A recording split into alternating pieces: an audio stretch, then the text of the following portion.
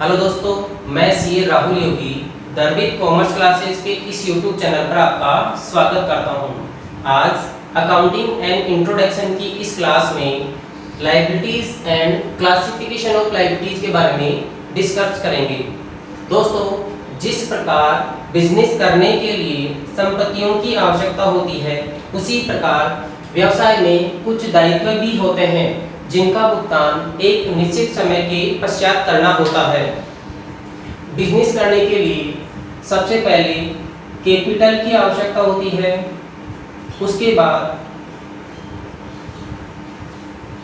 Assets plus goods की आवश्यकता होती है और बिजनेस में कुछ खर्चे भी होते हैं जैसे रेंट, सैलरी, वेजेस आदि। कैपिटल को दो प्रकार से प्राप्त कर सकते हैं, जिसमें पहला है इंटरनल सोर्स और दूसरा है एक्सटर्नल सोर्स। इसी प्रकार एसेट्स और गुड्स को या तो कैश में खरीदा जा सकता है या फिर क्रेडिट। जो माल या असेट्स उधार में खरीदी गई है उनका भुगतान करना होता है। इसी प्रकार व्यवसाय में खर्चे होते हैं जिनमें कुछ का पेमेंट कर दिया जाता है और कुछ का पेमेंट अभी तक नहीं किया हुआ होता है। इसमें जो ये कैपिटल प्राप्त की जाती है, जो उधार माल खरीदा गया है, जो अनपेड खर्चे हैं जिन्हें आउटस्टैंडिंग एक्सपेंसेस के नाम से भी जाना जाता है, ये सभी दायित्व कहलाते हैं। नेक्स्ट है क्लासिफिकेशन ऑफ लायबिलिटीज, दायित्वों का वर्गीकरण।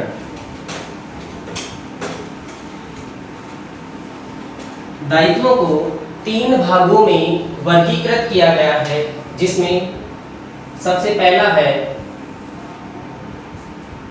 लॉन्ग टर्म लायबिलिटीज,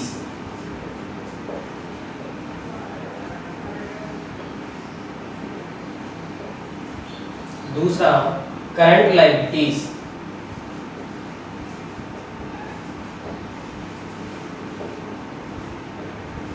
तीसरा है कंटिंजेंट लायबिलिटीज।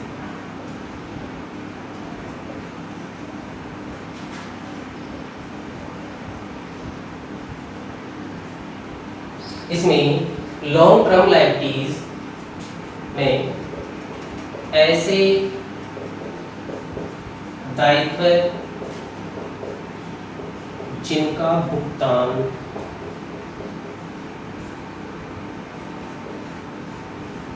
एक वर्ष की अवधि के पश्चात करना होता है। ऐसे दायित्व जिनका भुगतान एक वर्ष की अवधि के पश्चात करना होता है वह लॉन्ग टर्म लायबिलिटीज कहलाते हैं। इन्हें दो भागों में बांटा गया है, जिसमें है पहला है इंटरनल लायबिलिटीज, दूसरा है एक्सटर्नल लायबिलिटीज।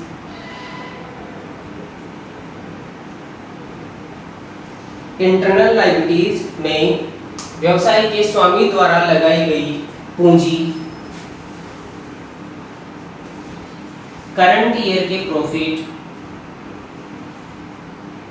तथा रिजर्व को शामिल करते हैं। एक्सटर्नल लायबिलिटीज ऐसे दायित्व जो संस्था के बाहरी पक्षकारों को चुकाने होते हैं, जैसे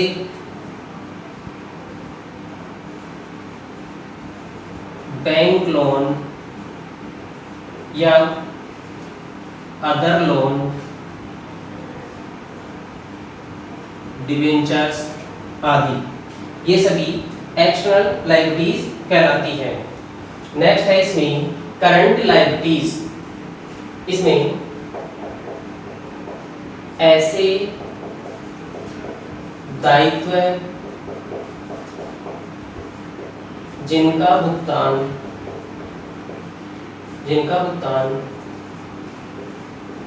1 वर्ष की अवधि में करना होता है। 1 वर्ष की अवधि में करना होता है, जिनमें creditors, bank, overdraft,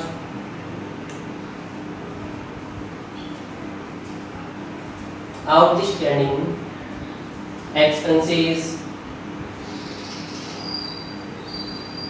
bills table आदि को शामिल किया गया है।